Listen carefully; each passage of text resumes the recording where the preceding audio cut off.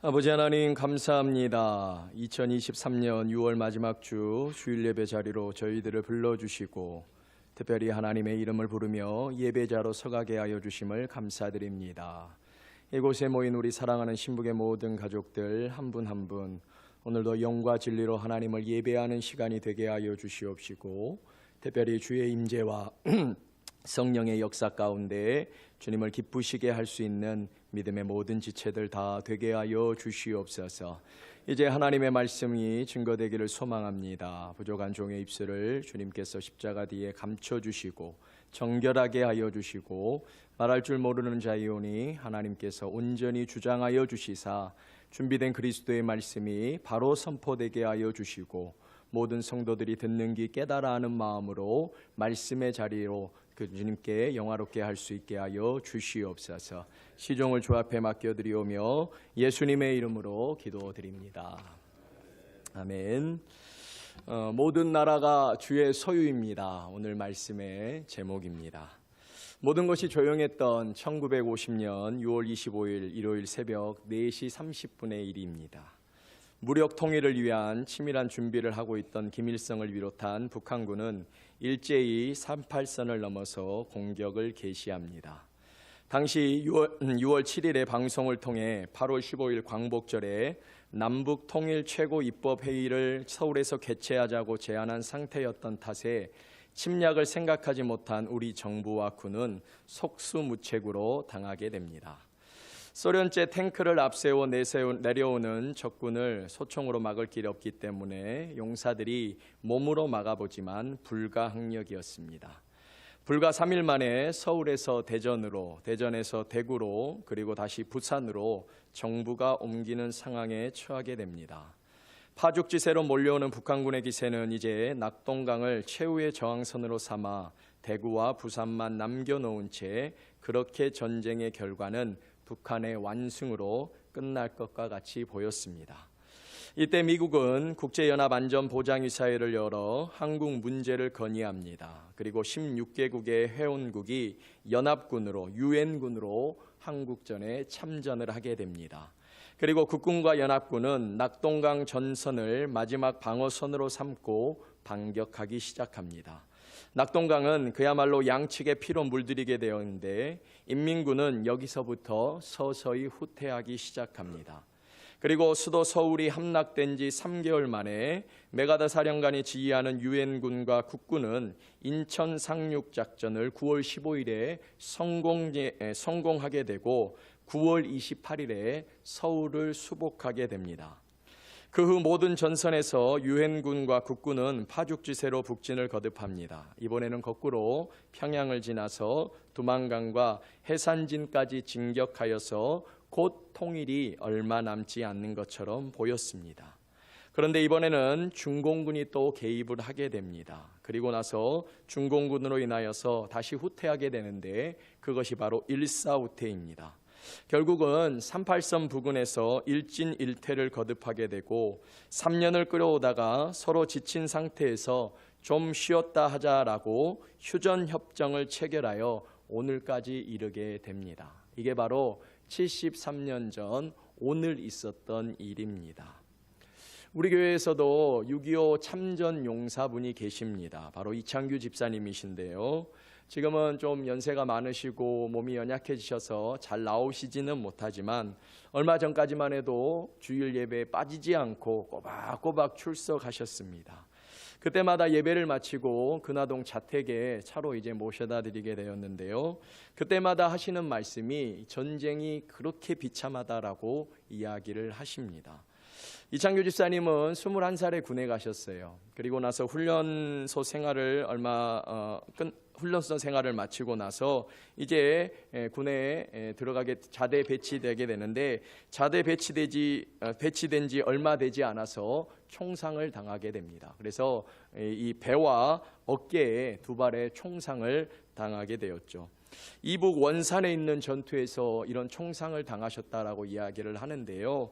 그때 함께 했던 소대원들이 많이 있었는데 2명만 살아남았다라고 합니다. 그 2명 중에 하나가 우리 집사님이셨고 그 집사님이 보셨던 것은 총에 맞아 죽은 시체와 그리고 포탄과 지뢰와 시신조차 찾을 수 없는 그런 사상자들을 보았습니다.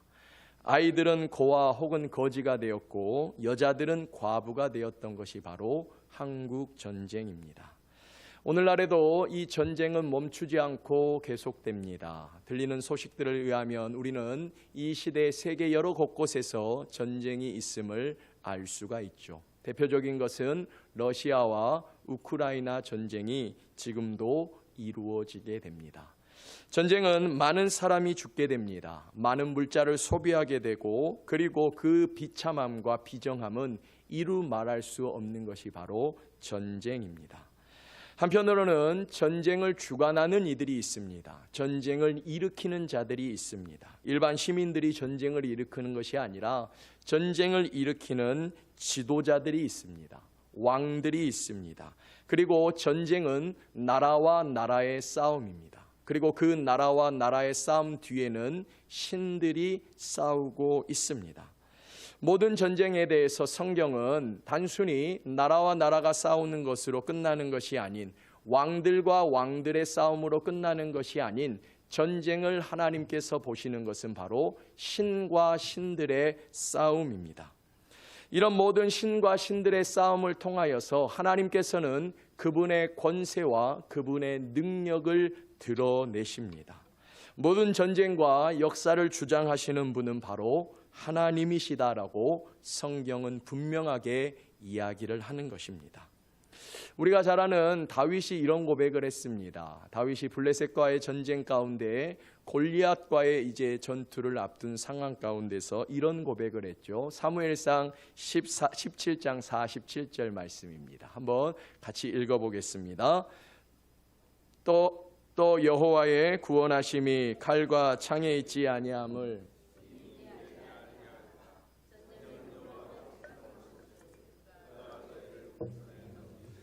다윗이 고백했던 것은 전쟁은 누구에게 속하였다고요? 여호와께 속한 것이다 라고 고백했습니다. 다윗과 골리앗의 싸움이었지만 그러나 다윗은 우리 하나님과 골리앗이 섬기는 이방 신의 싸움으로 여겼던 것이죠. 오늘은 6.25 73주년 되는 날입니다. 비참함 가운데 있었던 이 나라가 그래도 하나님께서 승리하게 하여 주셨고 지금까지 이렇게 경제적으로나 정치적으로나 모든 부분에서 부강하게 하여 주셨습니다. 모든 권세는 하나님께 있고 하나님께서 이 나라 이 민족을 보호하여 주셨기 때문에 지금 우리가 그래도 안전하게 이곳에서 하나님을 예배할 수가 있습니다. 하나님은 모든 나라를 창조하시고 또한 구속하시는 그분의 경영은 모든 나라 가운데 임하게 됩니다. 하나님께서는 영원하신 그분의 뜻을 드러내시고 그리고 악을 심판하시는 하나님이십니다. 전쟁은 하나님과 세상 신들, 세상의 악한 자들 가운데 싸움인 것이에요. 그리고 온 세상을 다스리는 유일한 하나님께서는 이런 전쟁을 일으키는 이렇게 연약한 자들을 억압하는 이들에 대해서 오늘 말씀을 통해서 분명하게 경고하고 계십니다. 우리는 오늘 시편 82편을 보았습니다. 시편 82편은 법을 집행하고 그리고 통치하는 재판관들에 대한 이야기예요. 이 재판관들은 당시에 있었던 지금으로도 마찬가지겠습니다만 법을 판단하는 이들뿐만 아니라 왕들 그리고 그 왕들 뒤에서 나라를 조종하는 악한 영들을 말합니다. 이 시인의 저자는 아삽입니다. 아삽은 다윗 왕 때 사람이에요. 다윗 왕은 훌륭한 왕, 위대한 왕이었습니다. 다른 어떤 때보다도 평화했고 또한 그의 통치는 견고했습니다. 그럼에도 불구하고 아삽이 이야기하는 것은 그 평화로운 다윗 시대에도 힘의 논리로 인하여서 억압하는 약한 사람들을 괴롭히는 강자가 약자를 핍박하고 전쟁과 전쟁이 끊이지 않는 그러한 모습이 있음을 오늘 성경은 우리에게 알려줍니다. 그런지 몰라도 아삽은 이렇게 재판에 관한 노래를 부르고 있습니다. 1절 말씀입니다. 하나님이 신들의 모임 가운데 서시며 하나님은 그들 가운데서 재판하시느니라. 신들의 모임이 있다라고 합니다. 여기서 신들은 엘로힘이라고 하는 말로서 사람을 의미하기도 하지만 절대자를 의미하기도 합니다. 즉, 이 세상을 통치하는 힘 있는 사람들, 우리나라에서도 힘 있는 자들이 있죠. 가장 힘 있는 자들, 가장 법으로 사람의 생명을 쥐락펴락할 수 있는 자들, 그런 자들을 하나님께서 판단하실 것이다, 재판하실 것이다 라고 말씀하십니다. 하나님의 모습 가운데 하나는 재판관의 모습이에요. 하나님은 왕들을 재판하십니다. 하나님은 재판관을 재판하십니다. 하나님은 악한 신들을 재판하시는 분이십니다. 그런 권능과 그런 능력이 누구에게? 하나님께는 있습니다. 오늘도 이 하나님 앞에 이런 재판관들이 모이게 됩니다. 이런 재판관들 앞에서 하나님께서 오늘 이렇게 말씀하시는데요. 2절입니다. 너희가 불공평한 판단을 하며 악인의 낫 보기를 언제까지 하려느냐. 이들에게 책망하시는 그 책망이 무엇이에요?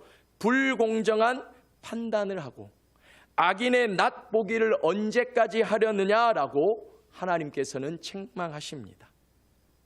이 재판관들은, 이 통치자들은 큰 권세를 받은 사람들이었습니다. 심지어는요, 사람의 생명을 살리고 죽일 수도 있는 그런 권세 받은 자들이. 오늘날도 마찬가지입니다. 여러분, 법 앞에 설 때, 재판을 받게 될 때 사형까지도 당할 수 있습니다. 그리고 그 사형을 판단하는 사람은 판사가 되겠죠. 재판관이 되겠죠. 이런 재판관들, 그리고 그 당시에 왕들이 불공평한 판단을 합니다. 불공평한 재판을 합니다.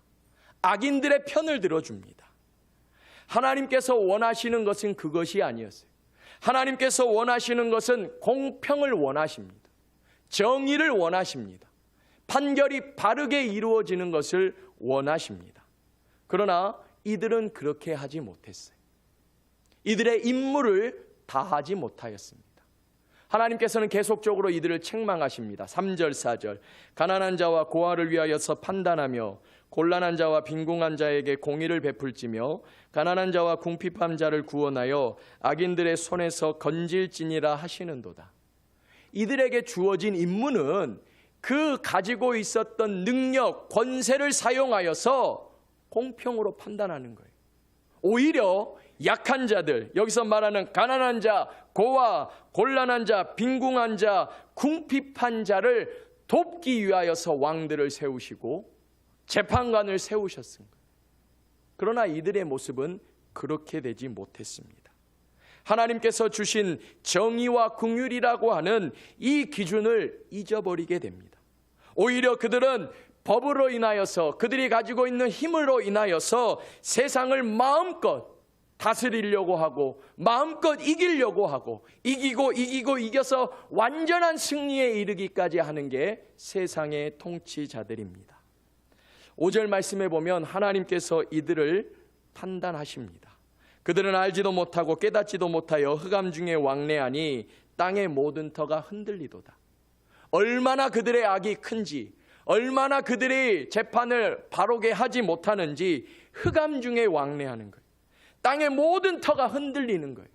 말 그대로 왕이 잘못된 판단을 했기 때문에 전쟁이 일어나는 것처럼, 지도자가 욕심을 갖고 있기 때문에 전쟁이 나타나는 것처럼 바르지 못한, 공평하지 못한 일들이 이때도 있었고 지금도 있다는 거예요. 오늘 이 시대의 모습도 마찬가지입니다. 오늘 우리가 세상을 바라볼 때 세상이 정의롭다 혹은 공평하다라고 느껴지십니까? 법은 올바로 법이 판단되는 것 같고 결정되는 것 같고 이런 것이 용인된 사회로 이 사회가 여겨지십니까? 저는 이 말씀을 준비하면서 그렇지 못하는 모습도 분명히 많이 보임을 보게 되었습니다. 전도서에서 보면 가장 세상에 뛰어난 재판장이었던 솔로몬이 이런 고백을 합니다. 전도서 5장 8절 말씀을 제가 읽겠습니다. 너는 어느 지방에서든지 빈민을 학대하는 것과 정의와 공의를 짓밟는 것을 볼지라도 그것을 이상히 여기지 말라. 높은 자는 더 높은 자가 감찰하고 또 그들보다 더 높은 자들도 있음이라. 솔로몬이 고백하는 거예요.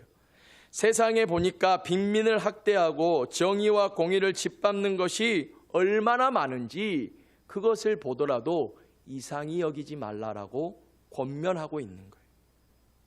하나님께서 통치하시는 나라, 하나님께서 만드신 이 세상 가운데 하나님께서는 그의 권리를, 권한을 힘 있는 자들에게 더하셨습니다. 그럼에도 불구하고 이들은 그 권리를 주신, 권한을 주신 하나님을 잃어버리고 그들 마음대로 이 세상을 지배하려고 합니다. 그리고 이러한 신들, 이러한 재판관들에게 오늘 하나님께서는 재판하시고 형벌을 내리시는데, 그들에게 벌을 내리시는데 그 형벌은 바로 사형 선고입니다. 6절 7절 말씀을 우리가 한번 같이 읽어보기를 원합니다. 6절 7절 시작. 내가 말하기를 너희는 신들이며 다 지존자의 아들들이라 하였으나 그러나 너희는 사람처럼 죽으며 고간의 하나같이 넘어지리로다. 아멘.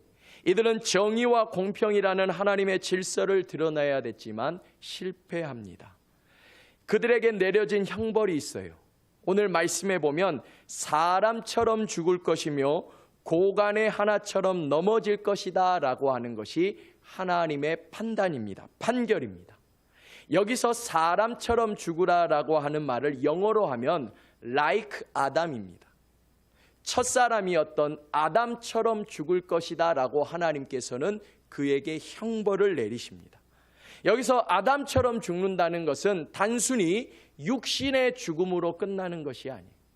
여기서 말하는 죽음은 사망이라고 하는 건데요. 이 사망은 우리가 육신이 죽은 이후에 받는 심판으로 인하여서 당하게 되는 죽음을 말하게 되는 거예요. 다른 말로 하면 이 세상에 아무리 왕이 권세를 가지고 그가 수명을 다 누려서 죽습니다. 사람은 한 번 태어났기 때문에 이 육신의 장막에서 떠나야 될 때가 있어요. 그러면 그 사람 보고 저 왕은 그래도 평생에 잘 먹고 잘 살았다, 영광을 누릴 만큼 누렸다라고 생각할 수도 있어요. 그러나 모든 인생은 죽음 이후에 심판이 있어요. 하나님의 판결을 받게 돼요. 이 하나님의 판결 앞에서 그가 주어지는 형벌이 무엇이냐? 영원한 사망이라고 하는 거예요. 이게 바로 요한계시록 20장에 나오는 20장 14절 말씀에 보면 사망과 음부도 불못에 던져지리니 이것이 둘째 사망 곧 불못이니라. 영원한 불못, 영원한 사망에 처하게 되는 이 형벌을 받게 된다는 거예요. 그래서 이 구절을 우리가 잘 아는 어거스틴은 이렇게 말하게 되었습니다. 모든 사람은 평등하게 하는 죽음은 세상의 통치자들을 향한 가장 효과적인 설교다라고 이야기를 합니다. 세상의 왕들, 세상의 지도자들, 세상의 통치자들, 힘 있는 자들이 아무도 그들을 막을 수 없는 것처럼 보이는 이 시대가 있을 수 있어요. 그럼에도 불구하고 그들에게 분명하게 오늘 하나님께서 말씀하시는 것은 모든 끝에는, 모든 끝 이후에는 하나님의 심판이 있다는 거예요. 하나님의 판결이 있다는 거예요. 그리고 그 판결 앞에 그들이 당하게 되는 것은 사망, 죽음이다라고 하는 것이 바로 오늘 본문의 이야기입니다. 시인은 이러한 놀라운 일을 행하시는 하나님을 마지막으로 찬양해요. 82편 8절 말씀입니다. 하나님이여 일어나사 세상을 심판하소서. 모든 나라가 주의 소유이기 때문입니다. 한번 저를 따라해 주시겠습니까? 모든 나라가 주의 소유이기 때문입니다. 여기서 중요한 하나님의 성품 하나를 발견해야 돼요. 오늘 다 잊어버려도 이것만큼은 꼭 잊지 말고 돌아가실 것이 하나가 있는데 그게 바로 심판주이신 하나님이세요. 다른 말로 하면 판결자이신 하나님이세요. 재판관이신 하나님이세요. 모든 인생은 다 하나님의 재판을 받게 되어 있어요. 여기서 어느 누구도 동서고금을 막론하고 이 시대 지금까지 왔던 자들, 지금 살아있는 자들, 나중에 올 어떤 누구를 막론하고 성경이 말하는 것은 모든 인생은 다 하나님의 판결을 받게 되어 있어요. 심판주이신 하나님 앞에 서게 되어 있습니다. 이 심판주이신 하나님에 대한 생생한 계시는 성경에 많이 나와 있어요.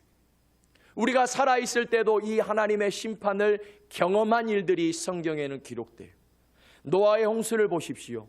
하나님께서 세상이 얼마나 악한지 물로 심판하십니다. 소돔과 고모라는 또 어떻습니까? 얼마나 악한지 하나님께서는 불로 심판하셨어요.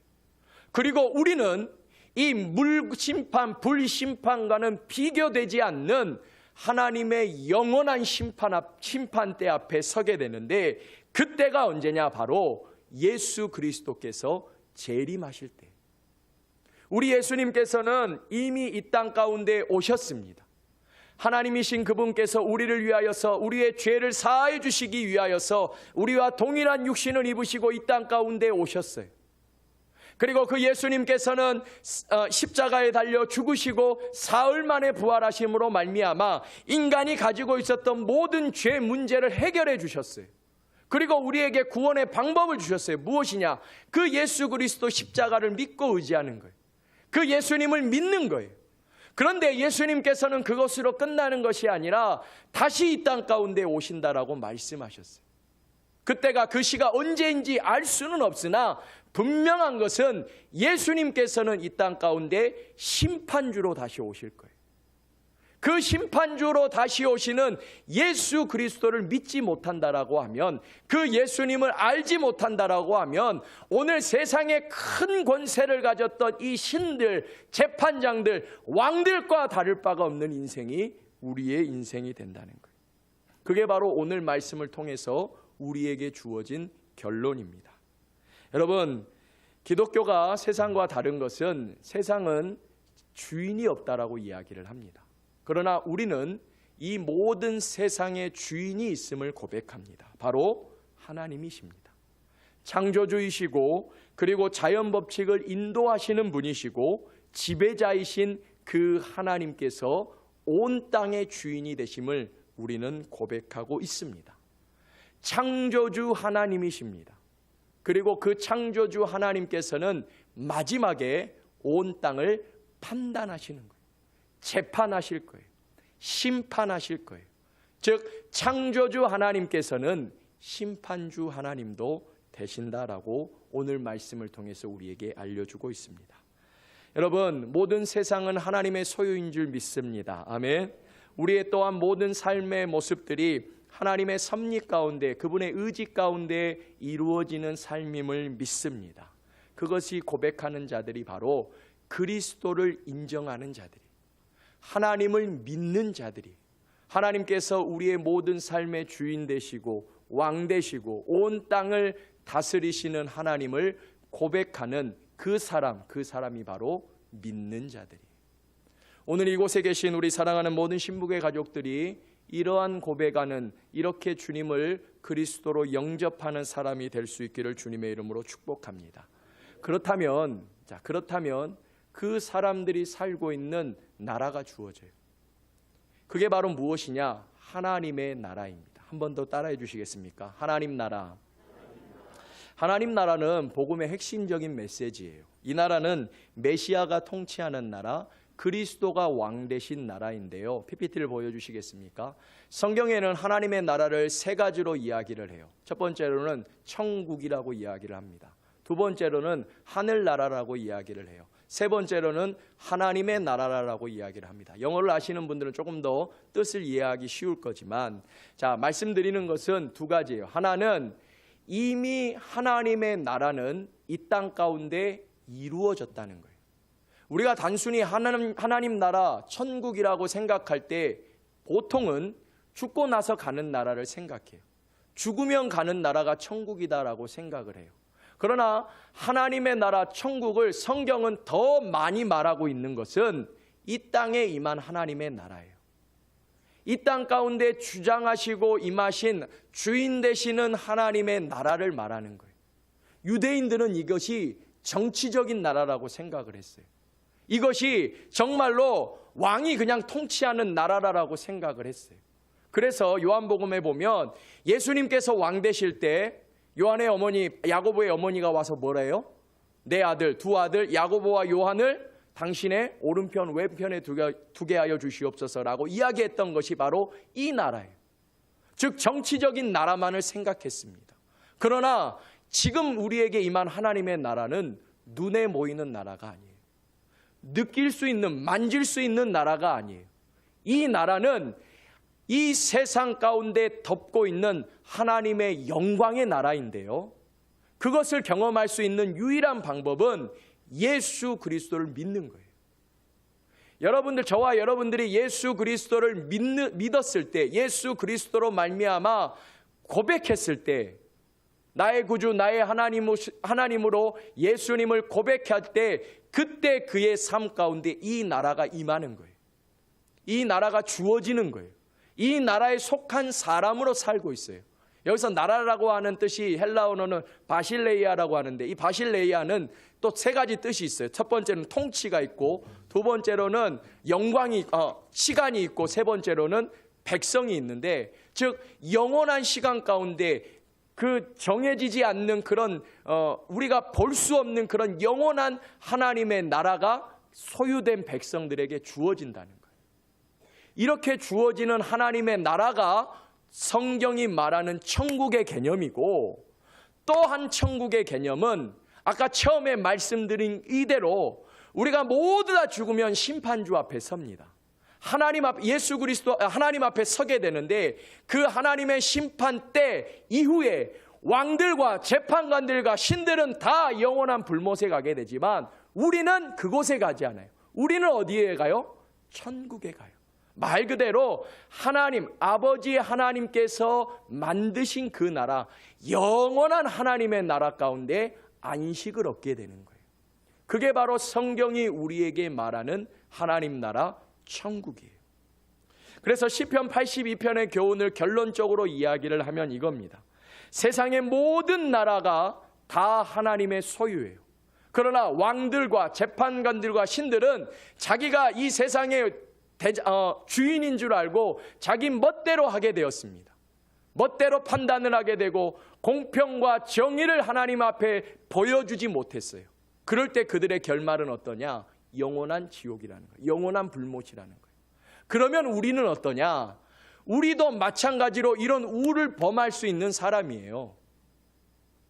우리가 죄가 왜 없겠습니까? 모든 죄인들은 다 그 죄로 말미암아 멸망에 처할 수밖에 없는데, 그럼에도 불구하고 우리를 하나님께서 오늘 고아와 과부와 궁핍한 자, 가난한 자처럼 우리를 불쌍히 여겨주셔서 누구를 보내주셨어요?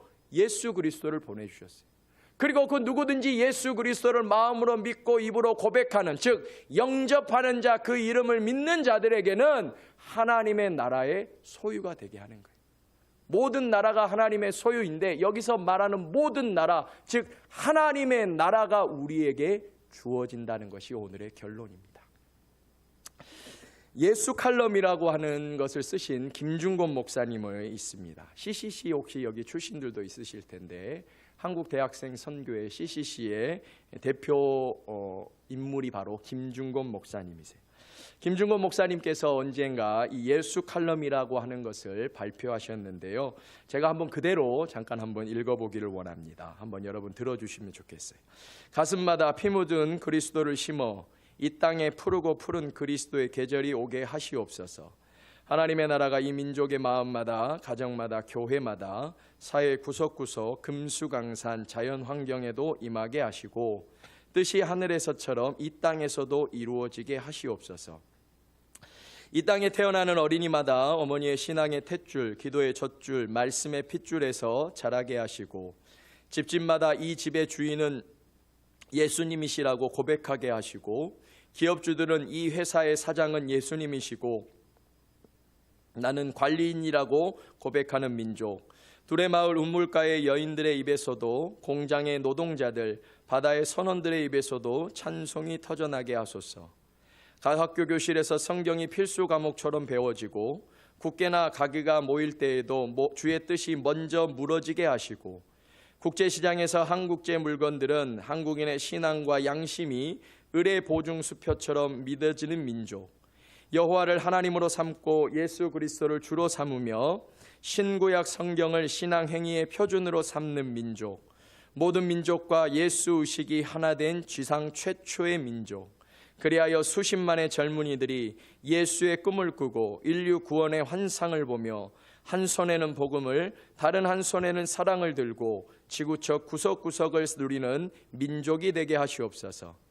공산혁명이 휩쓸고 간 폐허의 땅 북한에서도 죄악과 비리와 불의가 난무하는 남한 땅에서도 혁명의 개념을 혁명한 예수의 혁명으로 이 수년 내에 대부흥이 일어나 니느의 성처럼 회개한 민족, 해골대가 생명의 군대로 부활한 민족, 성민 코리아 되게 하옵소서.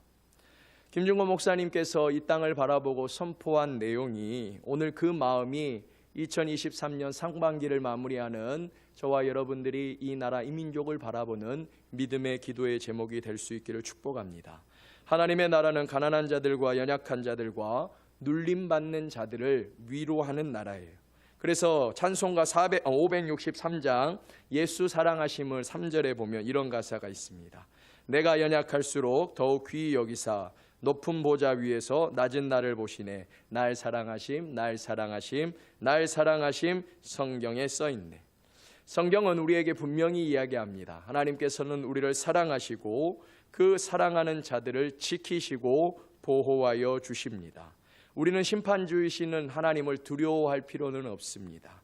하나님은 세상의 왕들에게는 무서운 자들이겠지만 믿는 자들에게는 구원이 되시고 위로자 되어 주시는 줄 믿습니다.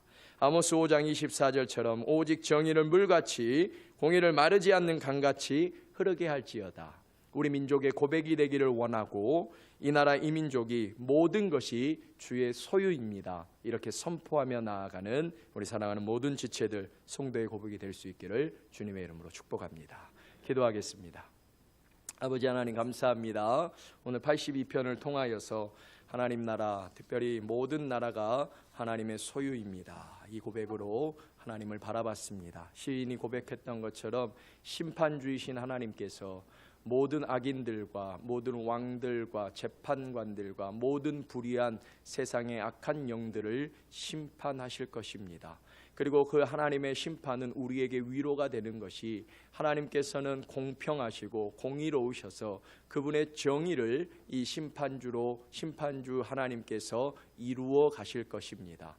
구원받은 자들은 둘째 사망이 있지 않습니다. 하나님의 심판이 있은 이후에 영원한 하나님의 나라 안식에 거하게 될 것이고, 또한 우리가 이 땅을 살아갈 때에도 예수 그리스도를 영접함으로 하나님의 나라가 그들 가운데 있는 줄 믿습니다. 하나님, 오늘 그 나라의 백성으로 왕 되신 주님을 나의 구주 나의 하나님으로 영접하며 그분과 동행하는 삶을 살기로 결단하는 우리 모든 지체들 다 되게 하여 주시옵소서. 감사하며 예수님의 이름으로 기도합니다.